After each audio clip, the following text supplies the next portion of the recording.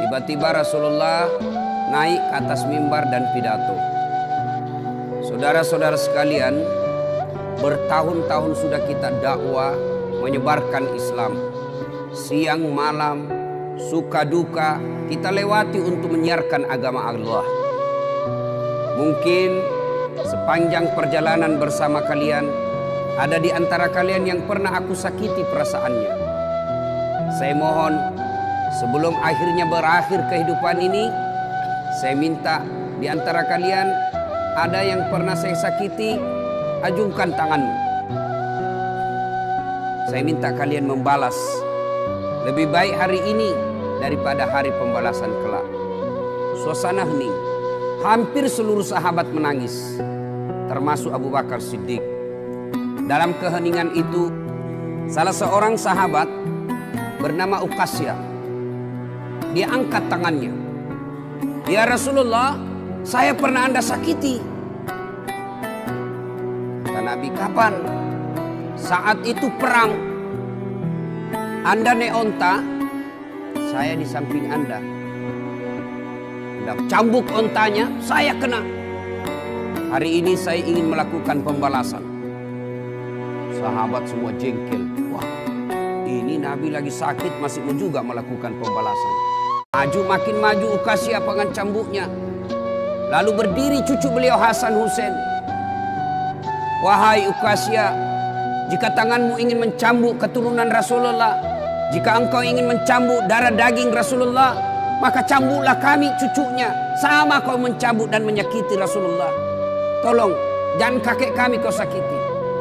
Nabi meneteskan air mata dan berkata, cucuku, dosa tidak boleh diwakilkan untuk. Duduk engkau, duduklah. Hasan Husain semakin mendekat Uqasyah. Dia angkat cambuknya. Begitu dekat, dia buang cambuknya, lalu dia peluk Nabi. Sahabat semua heran, apa maksudmu? Tadi kau mau mencambuk Nabi, sekarang kau peluk sambil menangis. Dengar jawaban Uqasyah. Dia lalu berkata, ya Rasulullah, maafkan saya. Saya tahu sebentar lagi Anda meninggalkan kami. Ingin rasanya tubuhku yang hina ini memeluk badan Rasulullah sebelum kita berpisah. Kalaupun kelak nanti kita berpisah, di akhirat tentu kita berbeda tempat. Ya Rasulullah, rindu rasanya kulit saya ini menyentuh Rasulullah. Lalu Rasulullah bersabda, saudara-saudara sekalian, jika engkau ingin melihat sahabatku di akhirat kelak, lihatlah ini karena cintanya kepada Rasulullah Muhammad SAW. Tepat hari Senin 12 Rabiul Awal tahun ke-11 Hijriah, bersamaan dengan hari lahirnya Rasulullah, hari Senin tanggal 12 Rabiul Awal tahun ke-11 Hijriah, Allah perintahkan kepada malaikat Jibril, Jibril, kau turun jemput kekasihku Muhammad, cabut nyawanya. Dengan catatan, tanya dulu, jika dia sudah mau, lakukan tugasmu. Tapi jika belum mau, tunda tugasmu sampai dia mau. Panggil 3 malaikat menyertaimu, Mikail, Israil, Israfil. Turunlah malaikat. Di langit ke-7 mereka masih berempat. Langit ke-6 mereka masih berempat. Sampai di langit pertama malaikat Jibril berkata, wahai malaikat pencabut nyawa, kau sajalah yang turun ke dunia. Saya tidak tega menemanimu dan melihat engkau mencabut rohnya Muhammad SAW. Lalu malaikat pencabut nyawa berkata, Jibril, kenapa kau tidak turun menyertai kami? Bukankah selama ini engkau yang menyertai Rasulullah?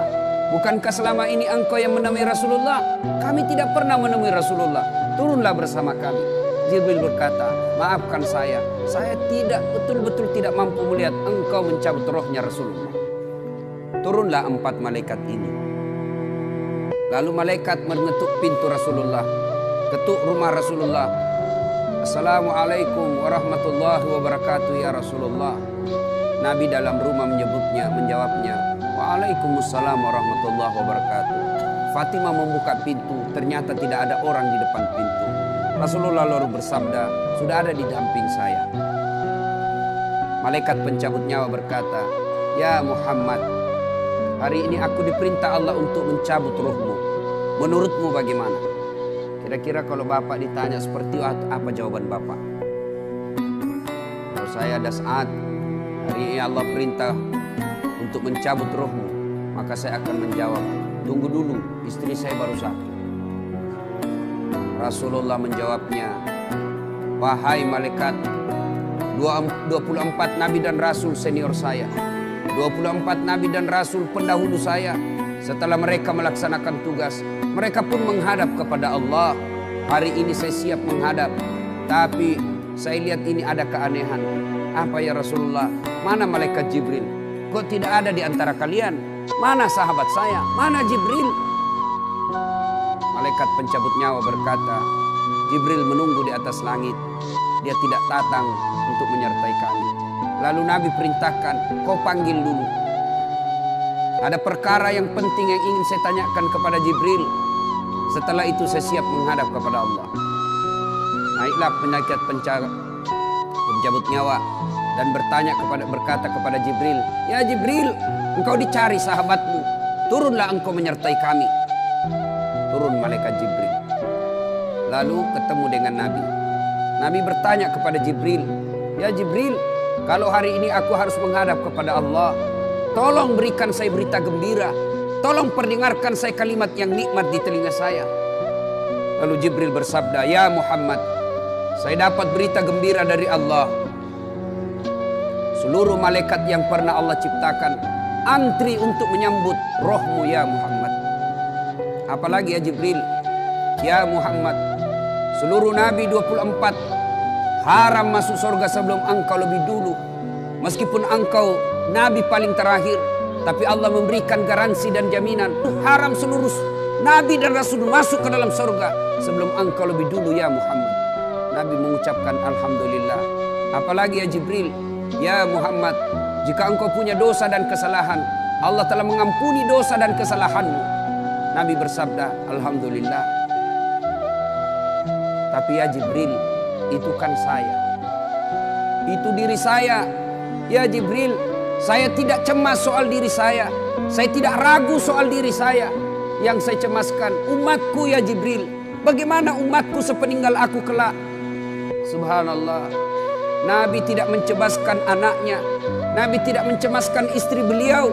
Nabi tidak mencemaskan keluarga beliau. Yang beliau cemaskan umatku ya Jibril. Jibril lalu berkata, baiklah kalau begitu ya Muhammad, nantikan saya. Jibril lalu menghadap kepada Allah. Selang beberapa saat muncul kembali dan berkata, ya Muhammad, aku telah mendapat berita gembira dari Allah. Meskipun engkau sudah tidak di tengah-tengah mereka, meskipun engkau sudah tidak berada di tengah umatmu, selama umatmu berpegang kepada Quran dan Sunnah, mereka akan selamat dunia sampai di akhirat. Mendengar ini Rasulullah lalu tersenyum dan berkata, Alhamdulillah, segala puji bagi Allah. Malaikat pencabut nyawa, silahkan laksanakan tugasmu. Jibril mundur, majulah malaikat pencabut nyawa melaksanakan tugas dan berkata, kalau bahasa kita, ya Muhammad, maafkan saya, maafkan saya. Saya tidak mampu melakukan ini, tapi ini perintah dari Allah. Lalu Nabi bersabda, laksanakan tugasmu, saya pun siap melakukan. Mundur malaikat Jibril, majulah malaikat pencabut nyawa, melaksanakan tugasnya. Keluar rohnya Rasulullah, perlahan-perlahan meninggalkan telapak kaki Rasulullah. Telapak kaki Rasulullah menggigil, naik ke atas betis Rasulullah, naik ke paha Rasulullah, sampai ke perut. Bercucuran keringat Rasulullah, keluar keringat Rasulullah di wajah Rasulullah. Malaikat Jibril lalu berpaling. Nabi lalu bersabda, wahai malaikat Jibril, kenapa engkau palingkan mukamu? Apakah engkau jijik melihatku? Apakah kau jijik melihat wajah saya? Jibril bersabda, ya Muhammad, ketahuilah demi Allah yang menguasai segala-galanya, tidak aku jijik melihat mukamu ya Muhammad. Aku tidak tega melihat engkau menghadapi sakaratil maut. Aku tidak mampu melihat engkau menghadapi sakaratil maut. Nabi lalu bersabda, ya Jibril, ketahuilah, andai saja Allah tidak cinta kepada aku, andai saja Allah tidak sayang kepada aku, betapa sakitnya sakaratil maut ini. Tapi aku mohon kepada Allah, ya Allah, jangan engkau timpahkan sakitnya sakaratil maut ini kepada umatku. bebankan seluruh penyakit sakaratil maut ini, bebankan seluruh sakitnya sakaratil maut ini hanya kepadaku. Jangan engkau berikan umatku ya Allah. Begitulah cintanya Rasulullah kepada kita. Perlahan-lahan sampai ke tenggorokan. Sampai ke tenggorokan ruh Rasulullah. Habis menggigil seluruh badan Rasulullah. Ditinggal ruhnya. Lalu di penghujung bibir beliau mengucapkan, pelihara solat kalian. Pelihara solat kalian. Pelihara solat kalian. Yang kedua Rasulullah berpesan, pelihara wanita di antara kalian. Pelihara anak-anak gadis kalian. Pelihara istri-istri kalian. Dan yang terakhir, beliau ucapkan tidak satupun keluarga yang diucapkan. Beliau tidak mengucapkan Khadijah, Khadijah. Beliau tidak mengucapkan Aisyah. Beliau tidak mengucapkan Hasan, Husain. Siapa yang diucapkan? Ummati, ummati, ummati. Berangkat Rasulullah. Hebohlah Mekah. Berduka seluruh Mekah. Abu Bakar menggigil. Sahabat yang lain meneteskan air mata. Satu sahabat yang tidak mau menerima kenyataan, Umar bin Khattab. Ketika disampaikan orang-orang, Rasulullah telah meninggalkan kita, Rasulullah telah menghadap kepada Allah, heboh satu Mekah. Umar bin Khattab marah. Dia cambuk, dia tarik pedangnya dan berkata, siapa yang mengatakan Muhammad wafat, maka aku tebas batang lehernya. Umar tidak bisa. Umar tidak mampu menerima kenyataan Rasulullah berpisah dengannya. Dan Umar mengamuk, siapa yang mengatakan Muhammad mati, saya tebas batang lehermu. Tampil Abu Bakar Siddiq berdiri di depan rumah Rasulullah dan bersabda dan berkata, siapa yang menyembah Muhammad, sesungguhnya Muhammad telah menghadap kepada Tuhannya. Tapi siapa yang menghadap menyembah Allah, Allah tidak akan mati, Allah akan abadi selama-lamanya. Mendengar ini lunglai seluruh badan Umar, jatuh sempoyongan tidak mampu berdiri. Begitu menyadari Rasulullah telah meninggalkan.